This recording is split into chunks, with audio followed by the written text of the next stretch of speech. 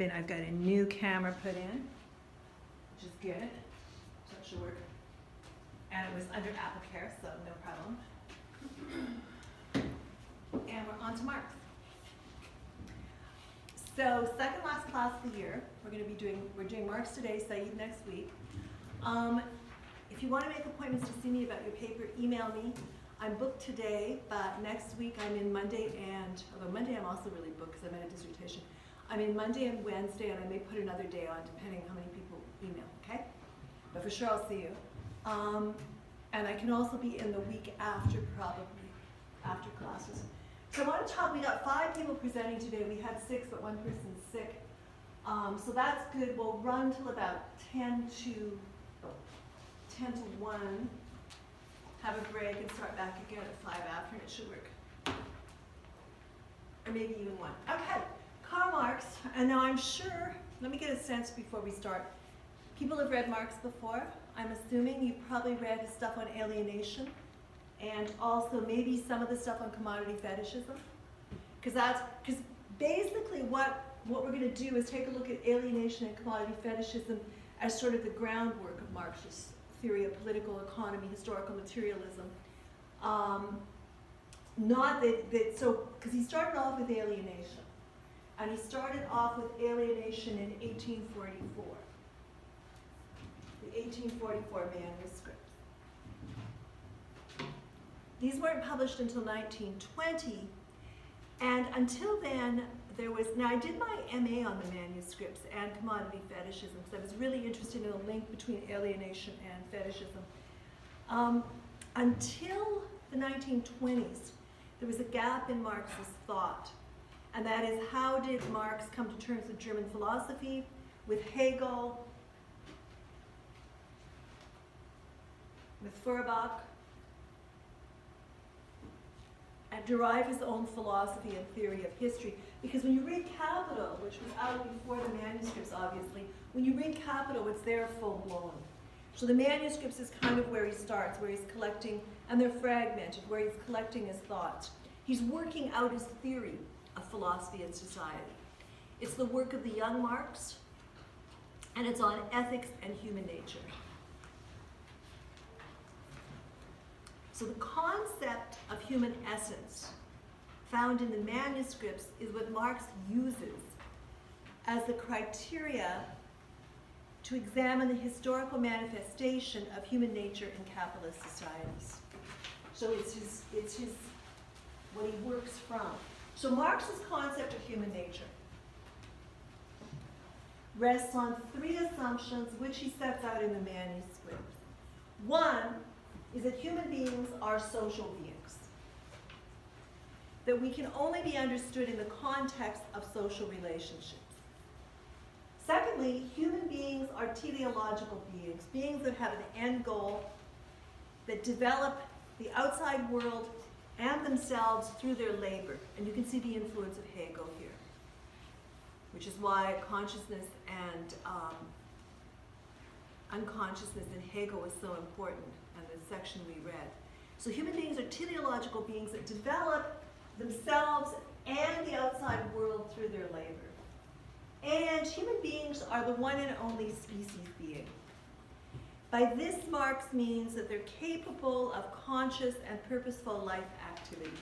Again, you can see the influence of the passage, or the section we read in Hegel on this. And at this point, Marx is still Hegelian when he's doing the manuscripts. He's a left Hegelian.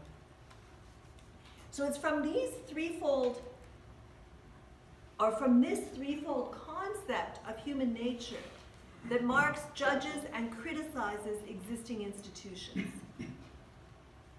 And it's through this threefold concept of human nature, human beings are social beings, human beings are teleological beings, and human beings are the species being. It's through this threefold conception of human nature that Marx examines existing reality in terms of the potential of human beings. So these are crucial. What you see in the manuscripts is a philosophical critique of political economy. What this means is that for Marx, labor is the source of all wealth. Private property is the outcome of unpaid labor.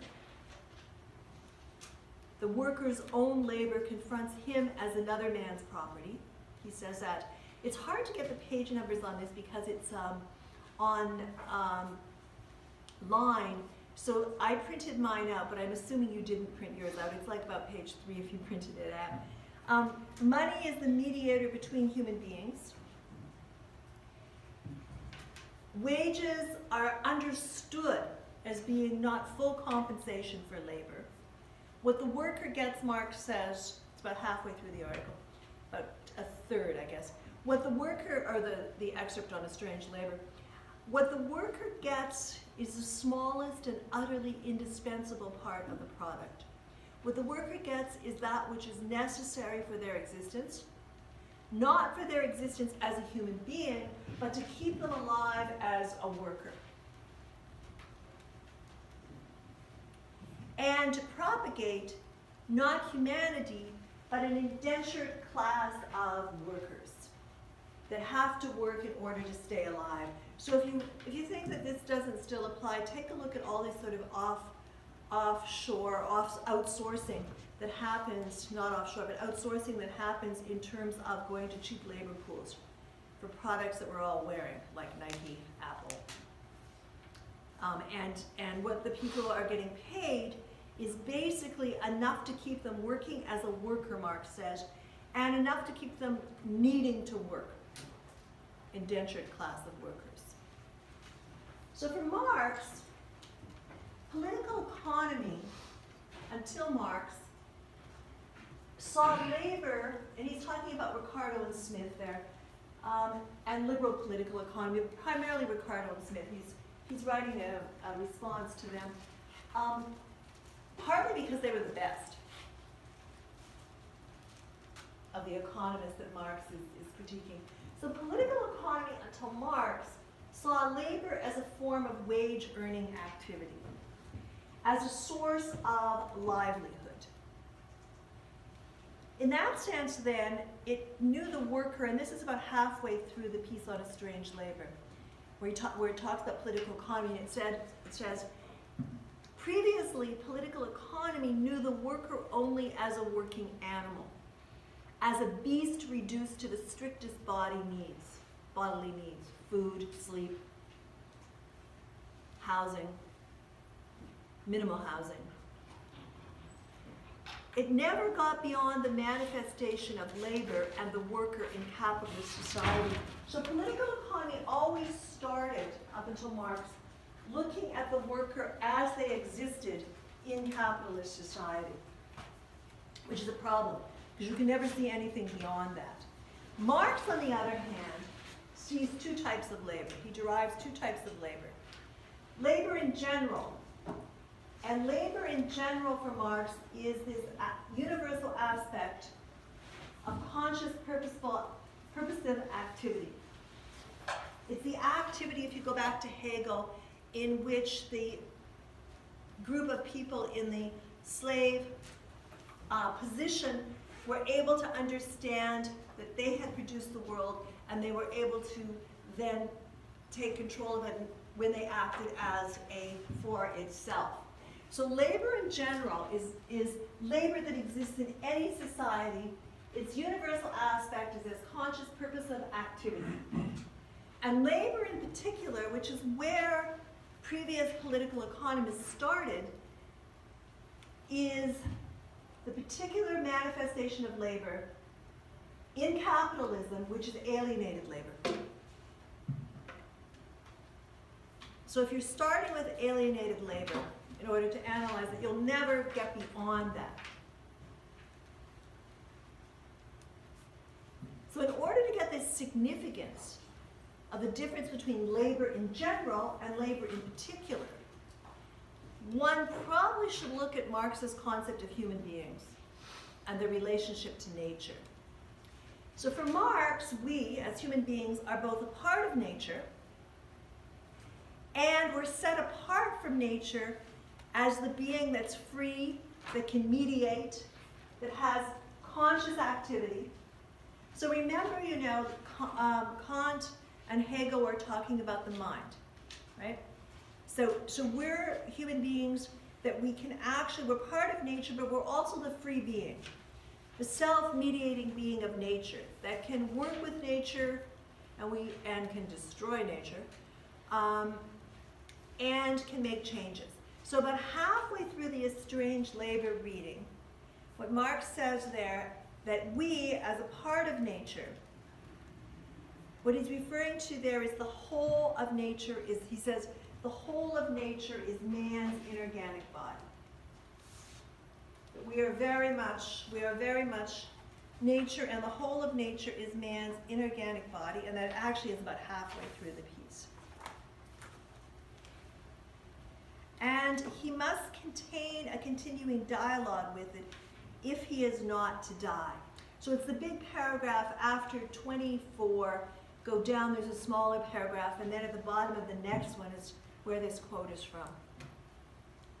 To say that man's physical and mental life is linked to nature simply means that nature is linked to itself, because man is a part of nature. Now, although human beings are nature,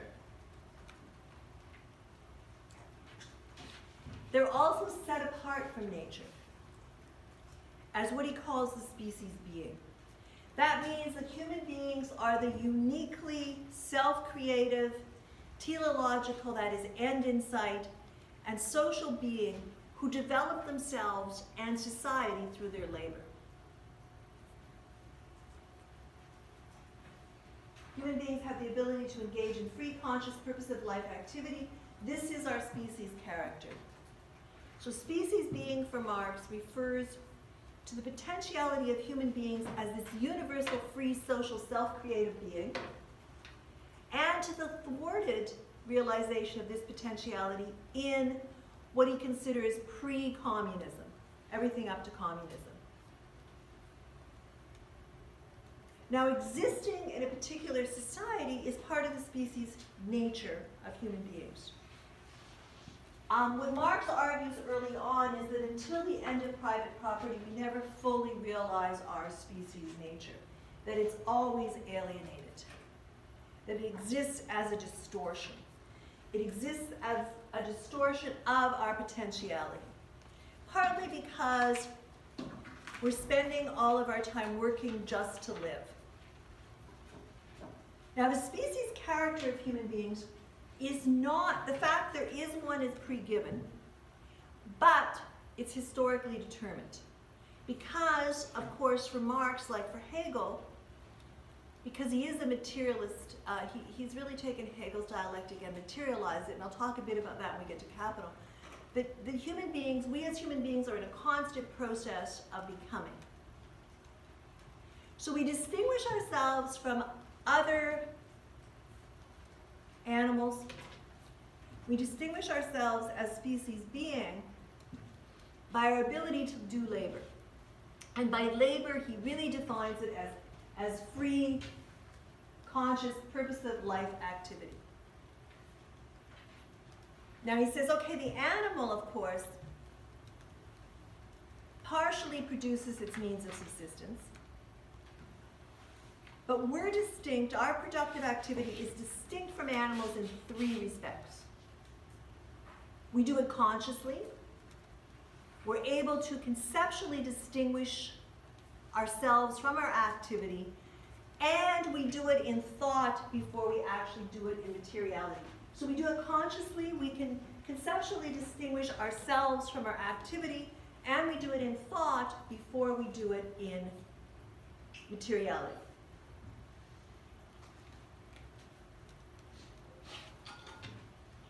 Human beings, then, human life activity has a purpose. We have it's end-oriented, which is the way to say it's teleological. And what happens then is we externalize our abilities and our powers, our consciousness, our will, our purpose, in the objects of our labor.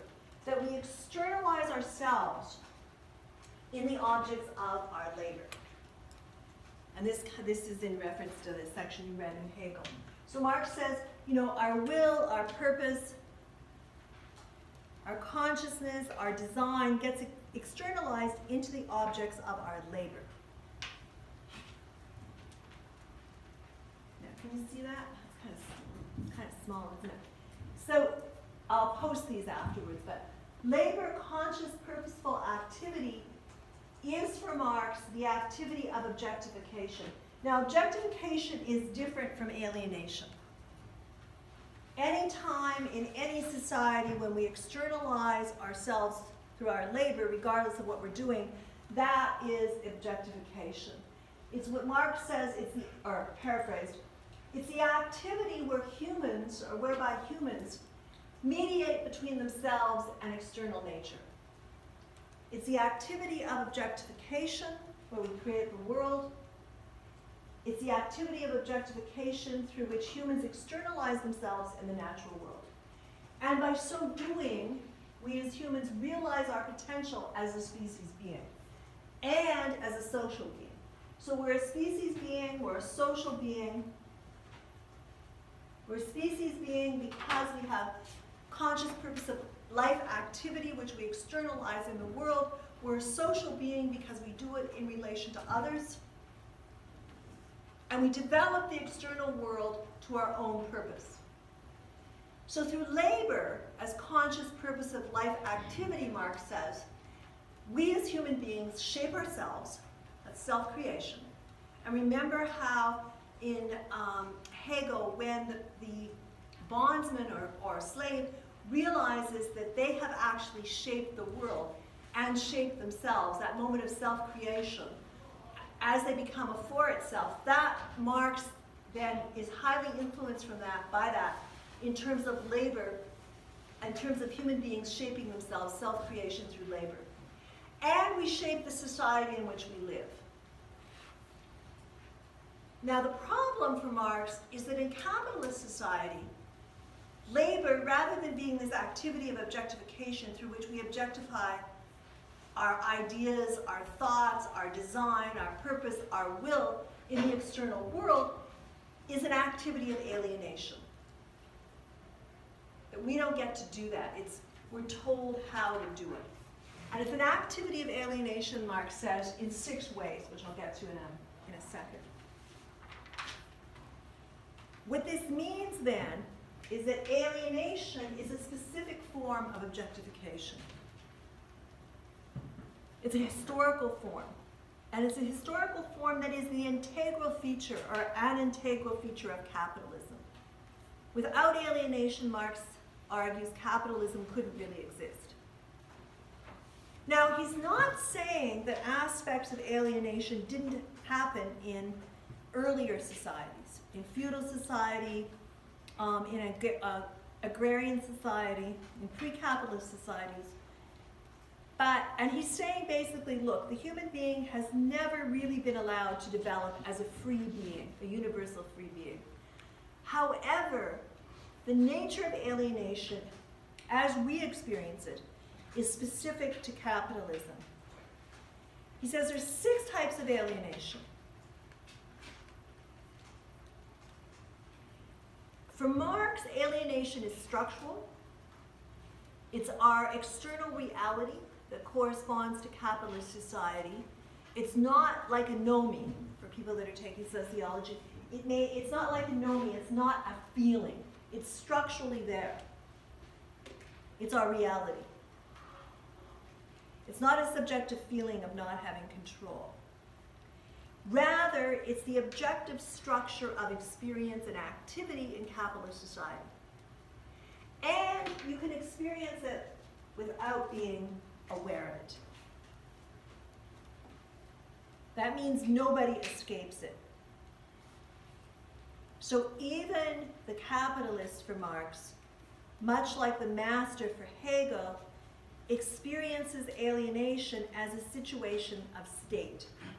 Where the worker experiences it as an activity, the capitalist experiences it as a situation or state, or a situation of state. Okay, alienation for Marx then, there's 6 types of alienation in capitalist society. First, what you've got is the alienation of human beings from their labor. That is the alienation of human beings from productive activity. Second, you've got human self-alienation. Third, you've got the alienation of human beings from the product or the object of their labor. They produce it, but they can't have it. Fourth, and I'll go through these. Fourth, you've got the alienation of human beings from their species being. And the nature of the species being is free, conscious, free purpose of activity. 5, you've got alienation of human beings from nature, that we're a part of nature and set apart from nature.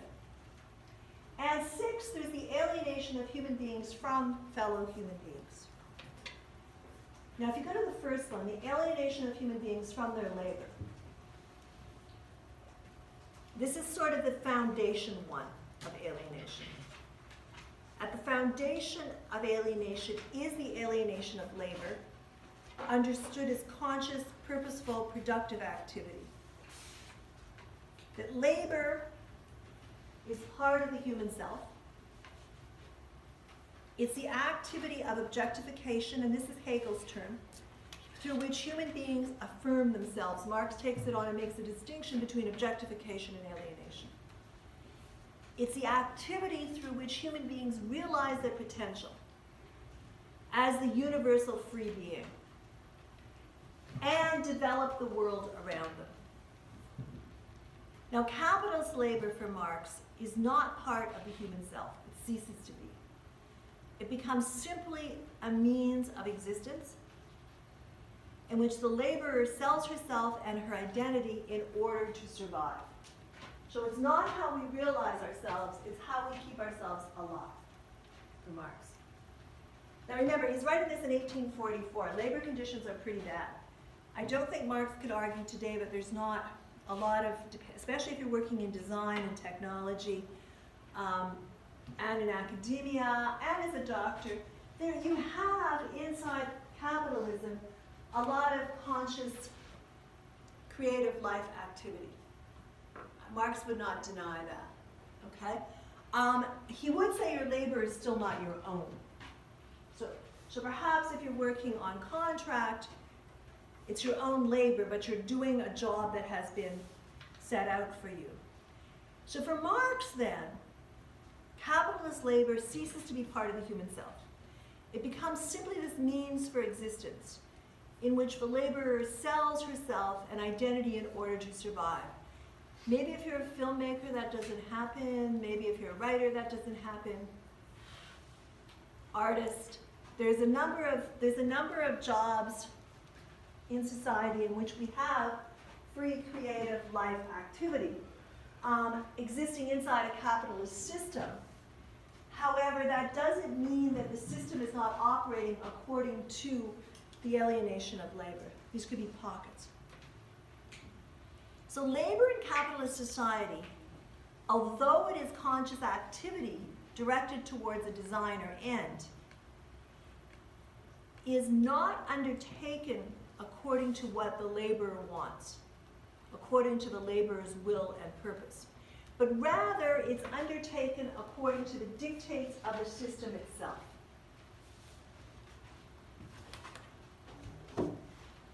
So then, rather than being the activity of objectification, labor is the activity, that's number one, of alienation. So, number two, self-alienation. As productive activity constitutes human beings' lives, it constitutes the life of the human. When it manifests as an activity of alienation, it results in self-alienation, the loss of self. So I'm sure we've all worked jobs that we're just simply working because we need to eat. And I'm sure we've all experienced exactly what he's talking about. And some of us, not me, but some of us could be, because I'm actually having a nice time, but some of us could be experiencing at the moment. I think where I most experienced it was working in an insurance company. So in that sense, which I did for about 10 months, but in that sense, you really get the idea of, now the way people compensate for that is they find lots of things to do outside of their work. And we happen to live in a society where, you know, if you work 8 hours a day and if you've got some cash or some creative ideas, you can actually find lots of interesting, life-affirming, creative things to do outside of your work. It doesn't mean you're doing it in your work. You know, so the next time you talk to somebody who answers the phone when you call the bank, or telephone, you know, like call centers, you call, like, I'm going to say Rogers because I call Rogers, but, or various banks, you're talking to somebody who's doing a job that's set up by them, set up by the system, and it's hard, so don't get so mad at them, is what I'm saying. It's hard for them to kind of break out of the system. They're also being monitored, right? So in that sense, you know, you're telling them something they can't really relate to you as a human being, or an airline. You just go through a whole series of these. And in many senses, I've gotten much nicer over the years because I go, you know what, these are probably students, right? Like, these are probably students who are doing this job part-time, so, you know, why should they know, and they have to keep the job? So in that sense, and they probably are doing non-alienated activities outside of their job, but in their job, there's this real sort of self-alienation. Now, one of the things that happens today is, I think there's even more self-alienation, because in a lot of service jobs, you have to pretend to be really social and nice, which is pretty alienating. And you're pretty sick of talking to people that can't figure out how to do like something simple, right? So in that sense, there's also a personality that's involved in self-alienation. So the human being's life is determined by an activity then which is turned against them. Their labor is turned against them. In his, her, their activity, the human being suffers what Marx calls self-estrangement. And human life gets transformed into life of the object. Alienated labor affects the physical and mental state of the worker. And not having a job to do alienated labor also affects the physical and mental state of the worker. So one of the, I was doing an article on as an artist who was looking, I think really shows the anxiety of our times, Kira O'Reilly, and I was calling it Techne of Anxiety. And one of the things when I was doing the research for it was that apparently, and this is she's a UK artist, apparently 41 or 42% of the population is calling in sick because of anxiety-related disorders. So okay, some of those could be faked. But if you're faking an anxiety disorder, probably you have an anxiety or probably you just plain out hate your job. And so what you get is more and more people experiencing self-alienation, you know, in the job they're doing and being stuck there because they can't find another job. So what the human being is suffering, according to go back to Marx, is self-estrangement. It's transformed into the life of the object. It affects the physical and mental state of the worker. Marx says it mortifies the flesh and ruins the mind. It causes, depending on what job you've done, if you've ever done any sort of physical, repetitive, manual jobs, it can, and you've done them for years, which you haven't done, but if you have, it can deform your body.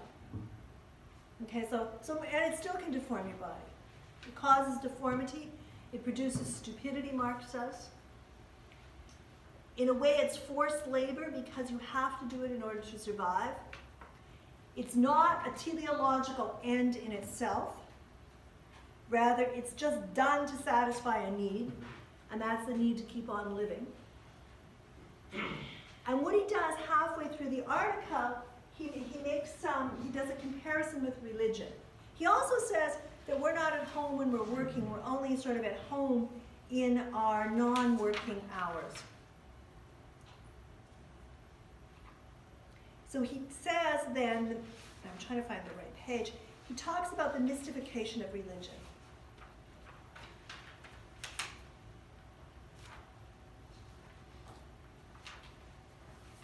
I actually have the wrong page numbers through mine too. I'm one page number out. But anyway, it's halfway through and I can paraphrase it for you if I can't find it.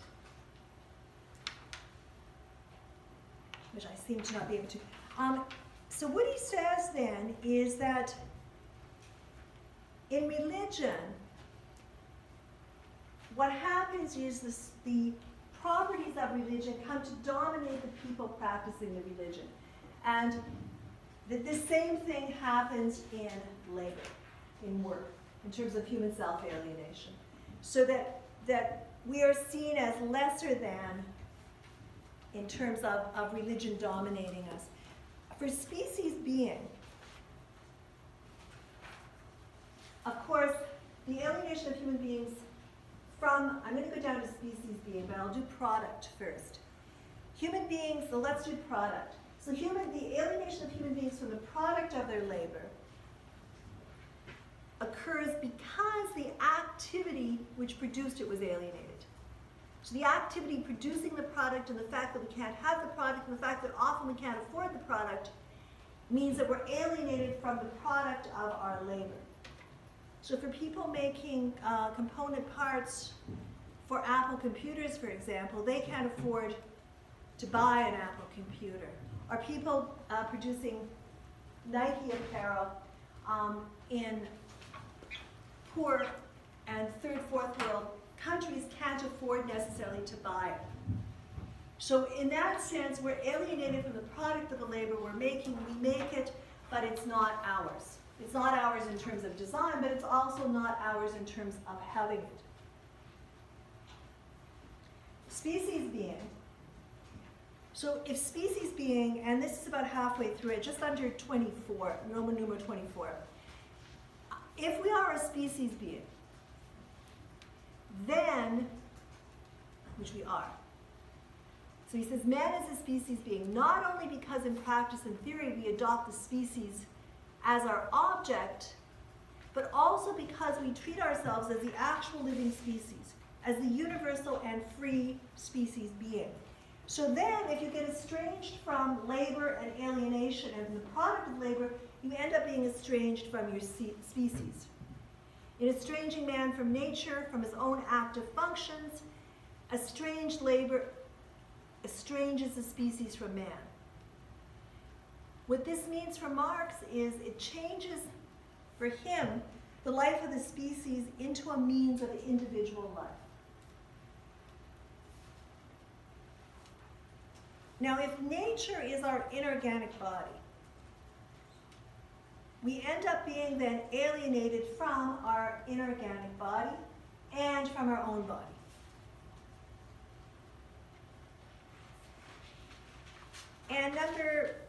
And the last one,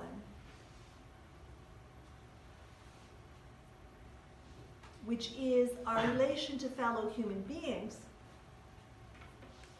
that our production is alienated. It's number 4, about 2/3 of the way through the piece. He says, an immediate consequence of the fact that man is estranged from the product of his labor, from his life activity, from his species being, is the estrangement of human from human. When he confronts himself, he confronts the other man. What applies to a man's relation to the product of his labor and to himself also holds of a man's relationship to other men and to the other man's labor and object of labor. So those are the 6 kinds of alienation that we experience in capitalism for Marx. Now what he's doing is providing a critique of classical political economy. I'm just going to go over here for a second. A couple of things to say before we get to the capitalist, or to the Capital Volume 1. So he's exposing in the earlier work and in Capital Volume 1, he's exposing in 1844 Manuscripts the real problem or the imperfection of classical political economy.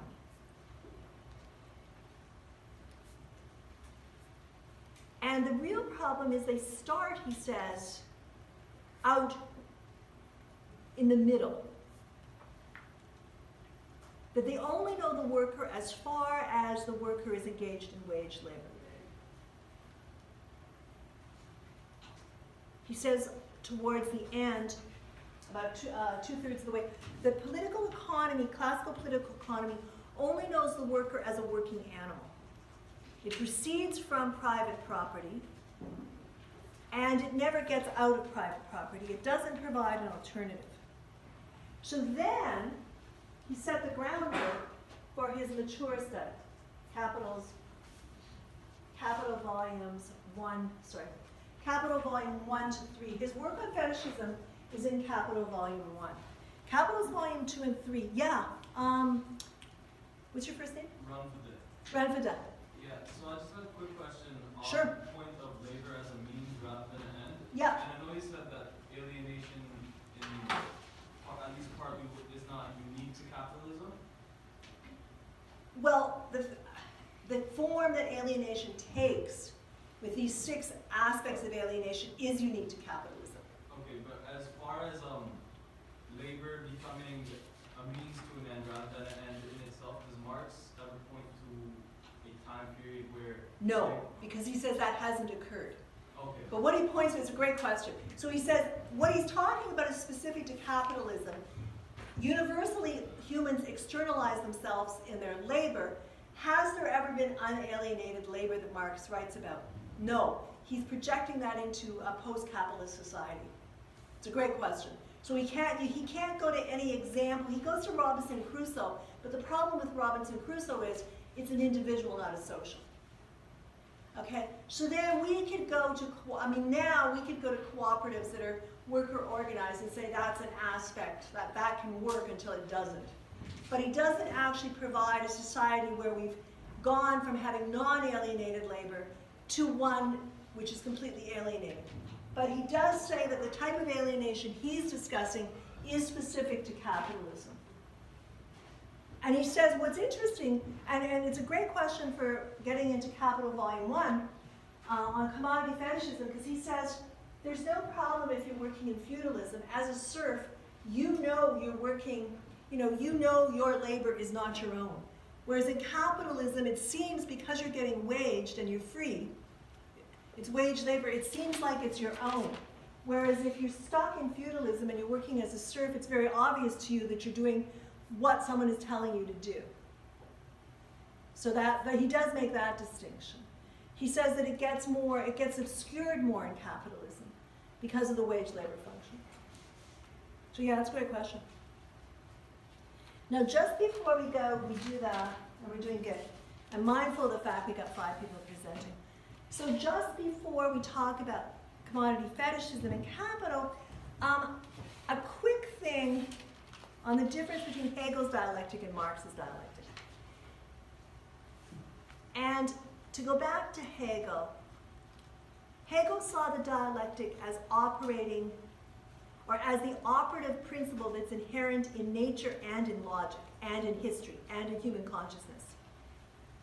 It's an idealist framework that works the absolute idea out through history.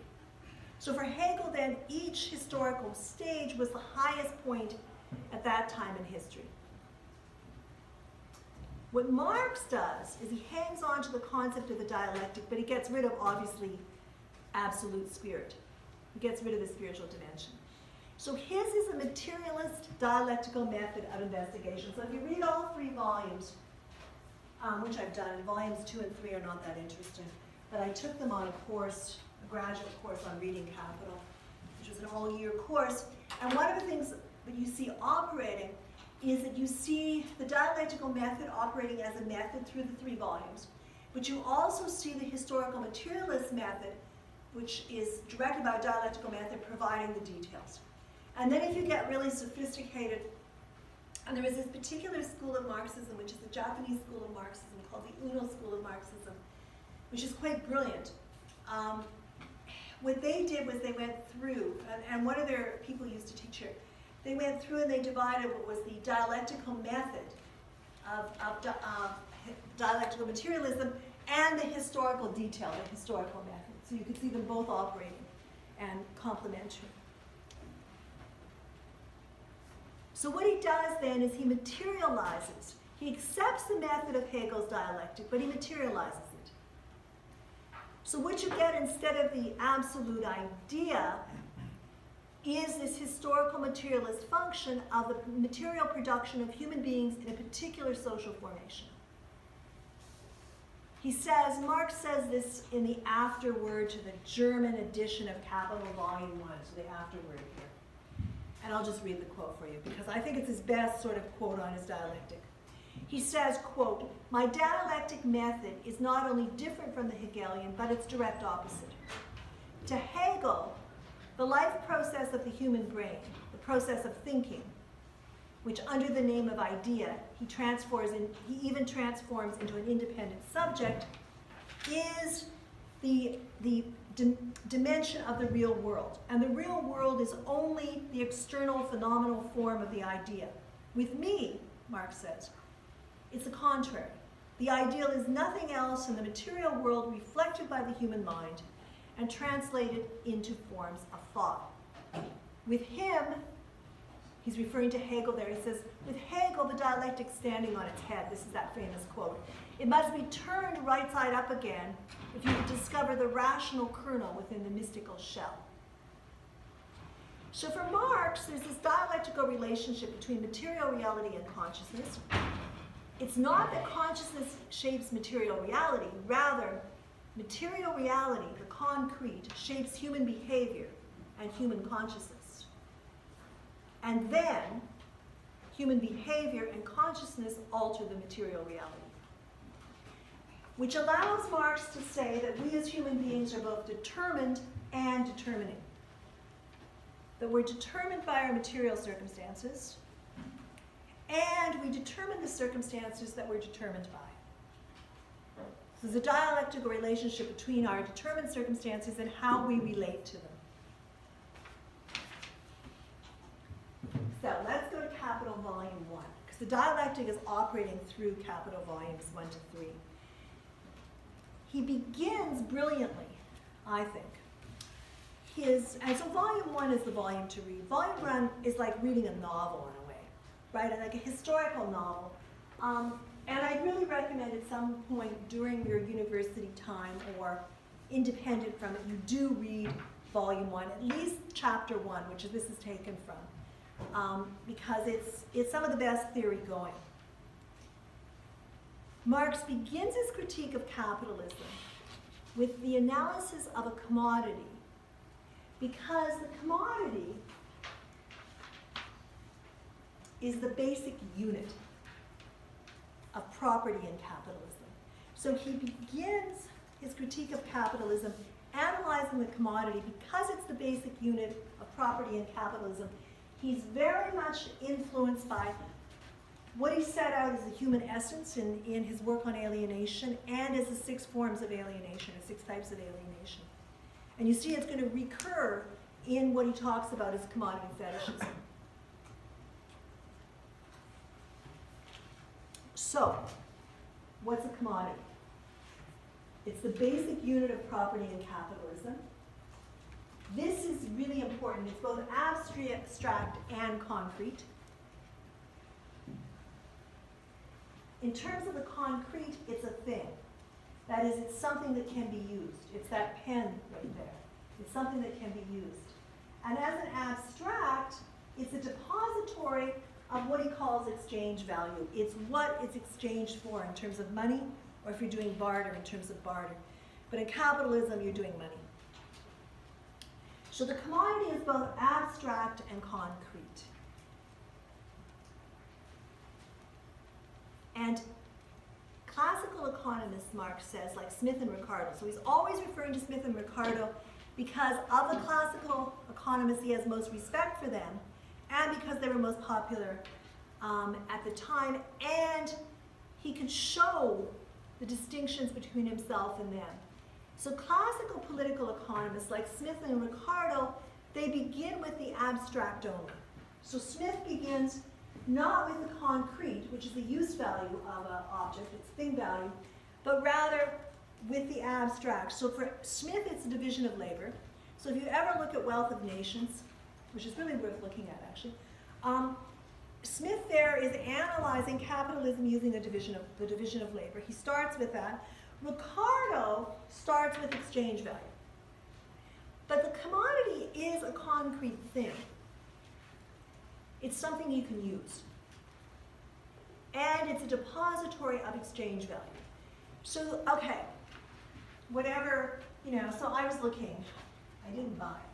I sure was looking. Fortunately, one of my friends, an ex-grad student, came by the Apple store just as I was trying to figure out whether I should buy the new Apple XS, which was like an awesome iPhone. And I'm like, damn, it's got really, really clear visuals. Okay, the screen is different. It's like the best. And I'm thinking, okay, but it's going to cost me about, by the time I put Apple Care on it, by the time I get, 514 gigabytes because I need that much on them, by the time it's going to cost me $1,800. And I'm like, I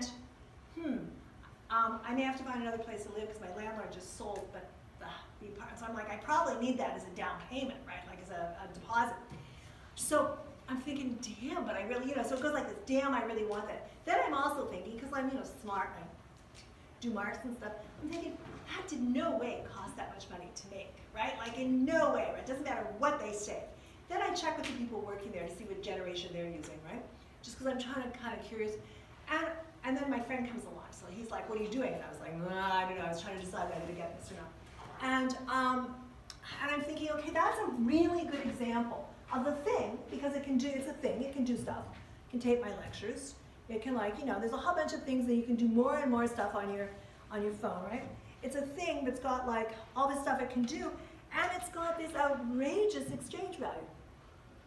It's a depository of an outrageous exchange value. Now, when Marx was thinking and writing, he didn't know, there wasn't the same emphasis on branding. So add this like depository of outrageous exchange value with branding. Branding in terms of which products. I mean, sneaker branding, right? It's incredible. I mean, some of you are probably wearing branded sneakers. I can never quite keep it straight, but I can tell that some are really expensive for the obvious reason they look good, but they're also branded. So you've got all of that, and people are lining up to get it, right? So you've got all that going on. That's the distinction between, the thing, use value, you get to wear the sneakers and look cool, and this abstract depository of exchange.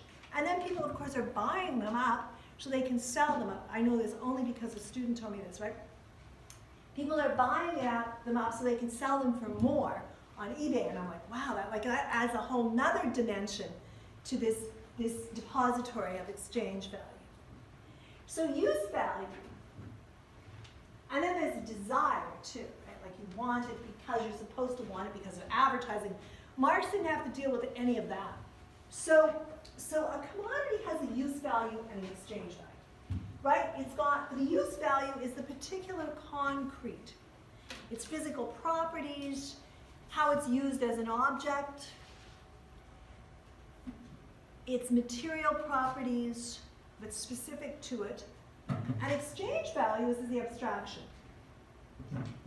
It's the proportion in which commodities are exchanged with each other or exchanged for money. So it's the abstract form. The useful property of a commodity isn't what makes it a commodity. As we know, material objects, things have existed in all societies. They've been bartered, they've been exchanged. It's exchange value that transforms a thing, an object, into a commodity. So Marx says very early on in the first chapter the first section in the first chapter, he says a commodity is in the first place an object outside of us, a thing that by its properties satisfies human wants of some sort or another. Then he says, 4 paragraphs later, he says a commodity is an abstraction. That use value becomes, and this is just a little bit further on, use value becomes a reality only by use or consumption. Whereas exchange value presents itself as something quantitative in relation to the object, but it's a value that's set that has very little to do with the object. It's a value that's set by capitalism itself in exchange for either money or other goods. So exchange value at first sight presents itself as this quantitative relation to the object, as the proportion in which values in use of one sort are exchanged for those of another, a relation constantly changing with time and place. And so if you're a smart company, you're going to also create, and Marx didn't write about this, you're going to create built-in need, the need for new products. Okay, the need for new products, not because, I mean, face it, a lot of our products don't have to wear it. So what's embedded in there is this desire and a need for something new because it marks you as a certain kind of person. So that's part of the fetishism of the object itself, and damn, it looks nice, right? So you've got that, so you've got that, and which Marx never had to deal with. And I think that adds an added dimension to commodity fetishism. And we see it in all sorts of things. You know, like luxury goods, like luxury computers, luxury cars, just go on and on, right? So at first sight, Marx says, a commodity appears to be a very trivial thing, that it's easy to understand. But when you start analyzing it, there's a famous quote of Marx, when you start analyzing it, all of a sudden, what appears as a very trivial thing, it shows in reality that it's a queer thing, that it abounds in what he calls metaphysical subtleties and theological niceties, and this mystical character, this mystique of commodities, doesn't originate from their use value. Now this is gold here. It doesn't, that's oil. Like all these commodities don't actually, it doesn't originate from the use value itself. So commodities have this dual purpose.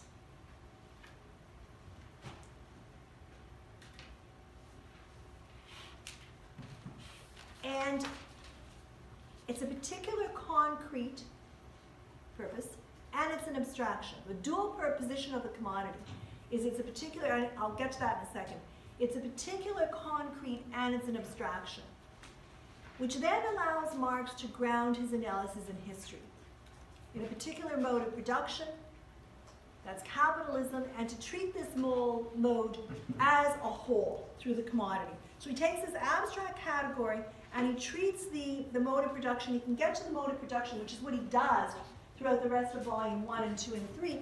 He breaks it down. So he starts with this concrete and abstract concept, and then it gets into the mode of production of capitalism, and then he goes through that. So use values in the commodity. And the other thing, of course, it has to be historically grounded.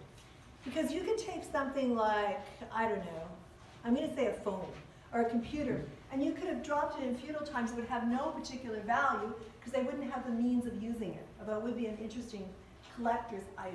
So it develops, the objects, of course, develop with the potential that they can be used for. So use value is the commodity's physical properties, which determines how it's used as an object. And one of the things you'll see happening now, of course, is objects can be used in multi-different ways. And the more ways you can use an object, sort of the more fetish desire you have for it, I think. You know, because they keep adding features of what you can do to objects. I'll use another example later. So use value is the commodity's physical properties, which determines how it can be used as an object. Exchange value refers to the proportion in which commodities are exchanged for each other. Okay, we got that. Exchange value is the abstract form, and it's this abstract form that's going to transform this object that you use into a commodity. Which gets us to these other terms. So we've got use value and exchange value. Value, then, is the substance of exchange value.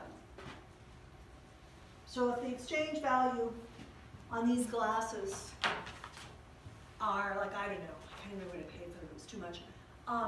Say it's $800. If the exchange value, why? Because they're from Cutler and Gross. Okay? The same glasses somewhere else would be $200, which I went and bought another pair for $200 elsewhere. I do have to say the lenses are a bit clear on these ones, but value is the substance of exchange value.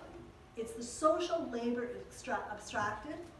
So in capitalism, labor is a commodity, and like any commodity, it has a dual character.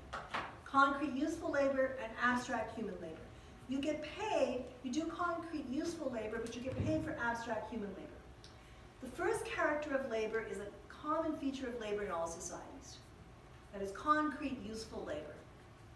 You know, you're planting trees, you're growing stuff, you're harvesting. That's concrete useful labor.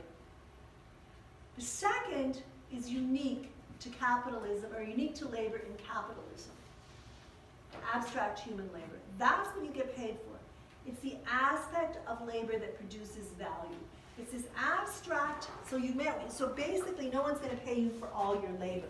If you're getting paid like an enormous amount of money, to say you're like a thinker and you're doing design, you're getting paid an enormous amount of money, you can rest assured that somebody is making more money off your value. So it's this abstract human labor. Now, one of the most abstract types of human labor is the ability to think, right? And some people get paid an awful lot for the ability to think and think something new. So if you get to the creatives in either Apple, or you get to the creatives in Microsoft who are doing the creative work, they get paid a whole lot of money for thinking new. Hedgeman, yeah. So is the use value of art in that thought then? I just can't hear you. Use value of? Art. Yeah, well, art is interesting because, you know, the use value of art, that's a great question. Because the use value of art is how it's there as a piece that can be enjoyed, it's got a comment, that kind of stuff.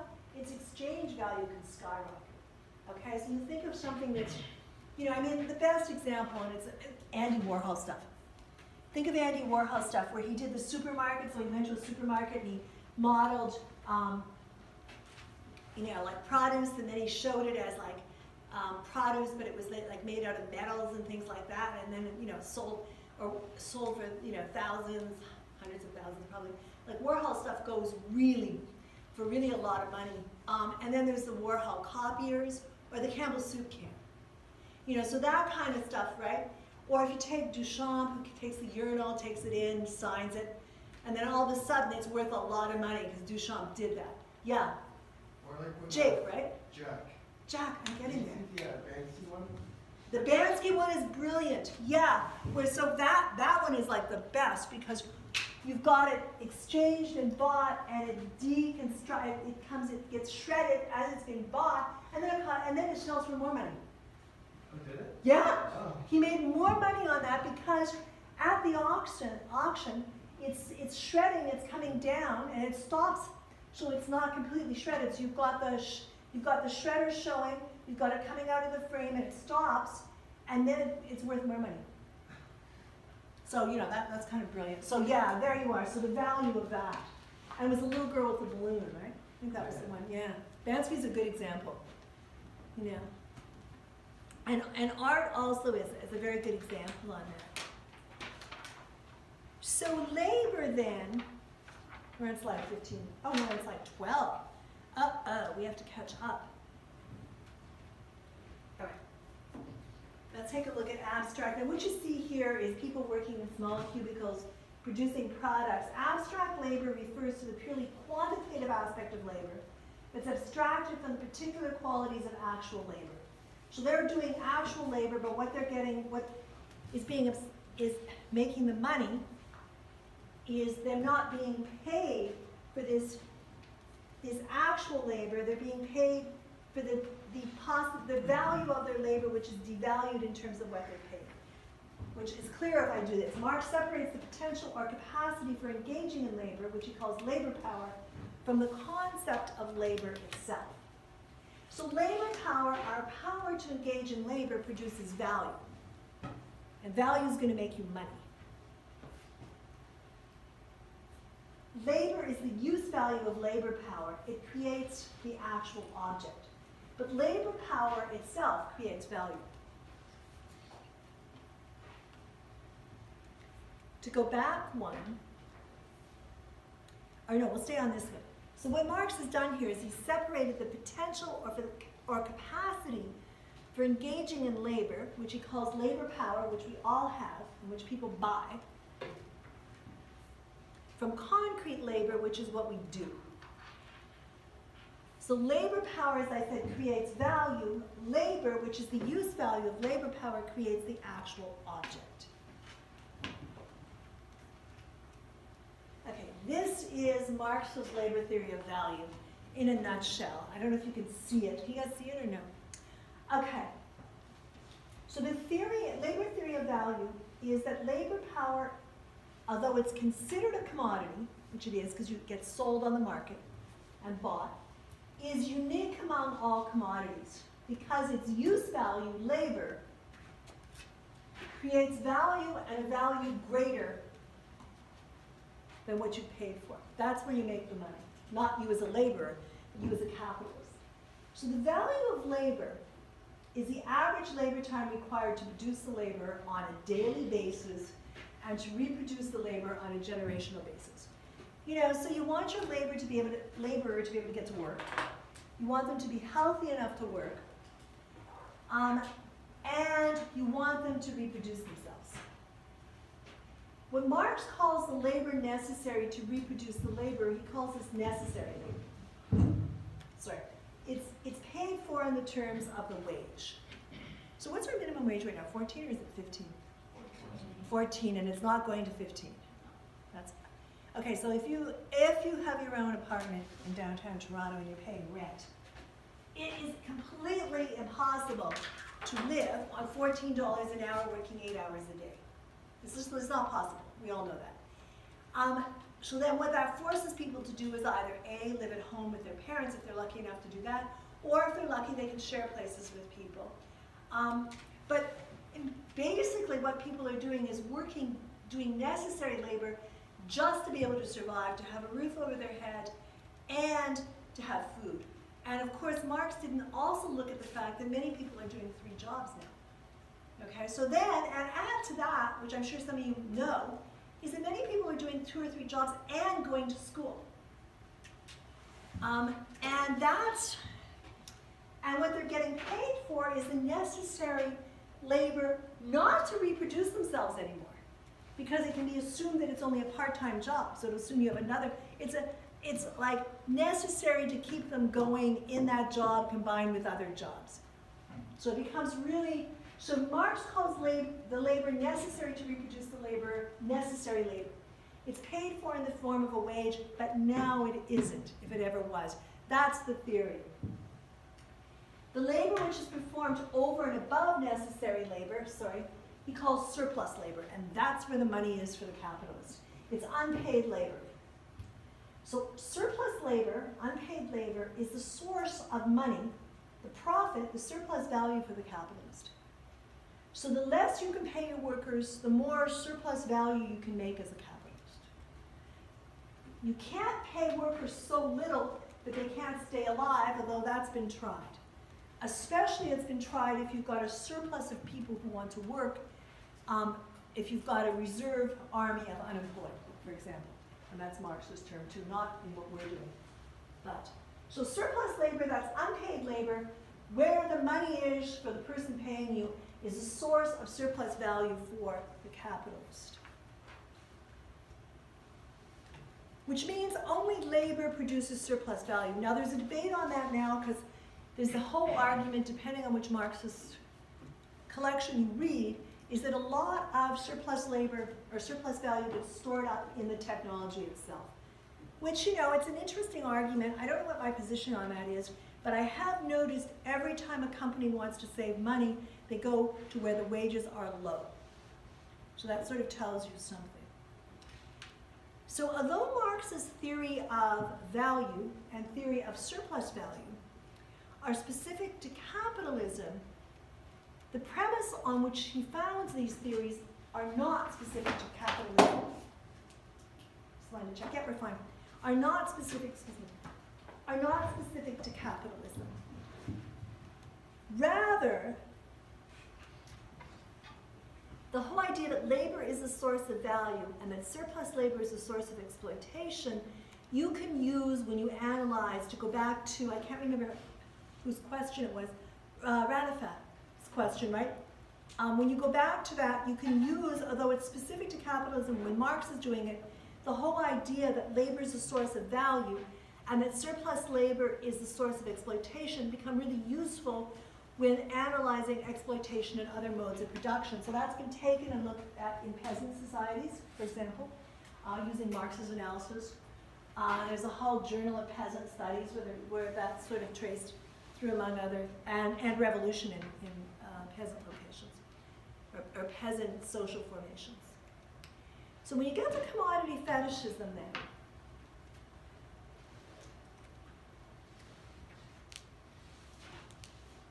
labor is the source of all value.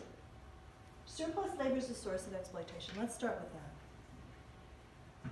So if labor is the source of all value, surplus labor is the source of exploitation, what happens in fetishism is that things created by human beings, that's a little Marxist Christmas display, I don't know. Things created by humans dominate and control humans. Takes us right back to alienation. I mean, fetishism occurs when things created by humans dominate and control humans. Fetishism has already occurred by the time you as a worker enter the market to have your labor purchased. The wage paid to the worker appears to equal the sale of the worker's labor time. However, for anybody who's ever worked, we know that the wage we get paid doesn't equal the sale of the worker's labor time. Labor time that gets bought is the capacity to engage in labor, but unequals are exchanged. What you're getting as a wage does not equal what you're putting out, according to Marx. The worker's belief that equals are exchanged mystifies the nature of labor as a source of value and the human being's life activity. So that gets mystified, like in religion, as Marx says. The worker treats their labor power as a thing to be bought and sold in exchange for another thing, money. When in fact, really so they treat, what they're selling is their labor power, they're getting paid for labor. So fetishism then conceals this process. Fetishism conceals the process in which the worker becomes a commodity, a thing. The historical processes giving rise to the commodification of the worker are seen as natural. There's this inversion of reality takes place between the object, that's the commodity, and so you've got the inanimate object, the commodity, and the creating subject, the laborer. This gets hidden in fetishism and made to appear as natural. Labor, its products, and wealth, the wealth it produces, are not experienced or understood as social. The social character of labor is alienated to the world of commodities and experienced by its agents, the human producers, as characteristic of things or commodities as their exchange value. So the social character of labor is alienated and becomes part of the world of commodities. The way it's experienced by its agents, the human producer, is as a characteristic of things or commodities and their exchange value, not as a relationship between each other. And let me just take you, I think we've got time, I want to take you to something Marx says right here so you can follow it up. It's about three pages in, his famous quote, which is going to show up at the bottom of the next page, I believe, or the next slide. What happens is material relations between persons appear as social relations between things. Commodity fetishism is manifest both as mystification and domination. So in terms of mystification, think of religion. In mystification, a social relation between humans assumes in their eyes the form of a relation between things. So you've got a social relation between humans, an alienated social relation, between humans appears in our eyes, in their eyes, as the form of a relation between things. And domination, humans' own social action,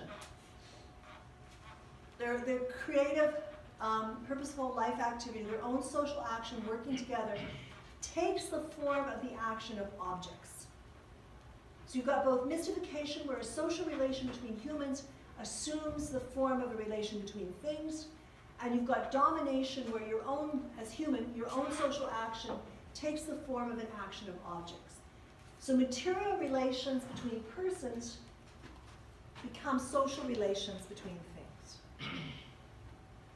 And that particular quote is about it's that really big paragraph that starts as a general rule in the fourth section.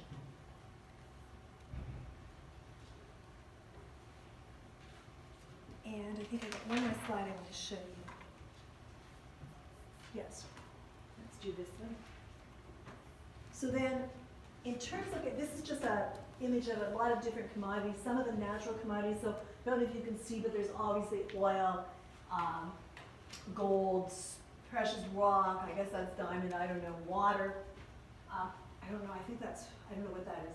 Coffee, corn.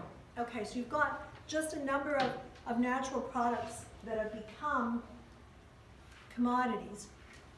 The fetishism of commodities is based on the mistaken idea that the value of a commodity is the intrinsic property of the commodity as an object. But Marx says only labor produces value. And this disappears. So I'm going to read that one more time. This fetishism of commodities is based on the mistaken idea that the value of a commodity is an intrinsic property of the commodity. But only labor produces value. And Marx says, again, as he said in 1844 Manuscripts, this whole mystery and magic of commodity disappears when you take a look at another form of production. He says, every serf knows that what he expands in the service of his lord is a definite quantity of his own labor power. So it's toward the end of the fourth section in Commodity Fetishism, down at with the beginning of the paragraph, it starts with, let us now transport ourselves from Robinson Crusoe's island. And he gets towards the bottom of that paragraph, he says, every serf knows what he expands in service of his lord is a definite quantity of his own personal labor power.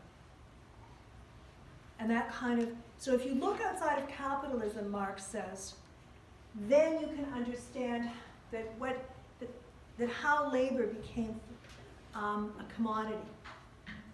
Because the money form obscures the social character of labor engaged in production, and the money form for Marx money is exchanged for a commodity in a social relation. So the money form, if you start with the money form, you'll never see sort of outside of the money form. And let me just check the time. Okay, we're good. We're about 1 minute to go. Is there any, or we can do about 4 minutes, and then have a break, and then we'll have 5 presentations. Is there anything that's not quite clear that you would like clarified at all? No? Okay, let's do a break. Oh, sorry, Pedro. You talked about it, but what was the reification? I can't hear you. Reification. So reification happens in religion, okay? And then Marx says it also happens with the commodity, all right? So he uses the example of religion, and then Lukács picks it up, which we'll talk about, because Said then uses Lukács' understanding of reification, which is coming next week. But reification is when something that are concrete relations then appears sort of as mysterious. They are out of the concreteness of the relation.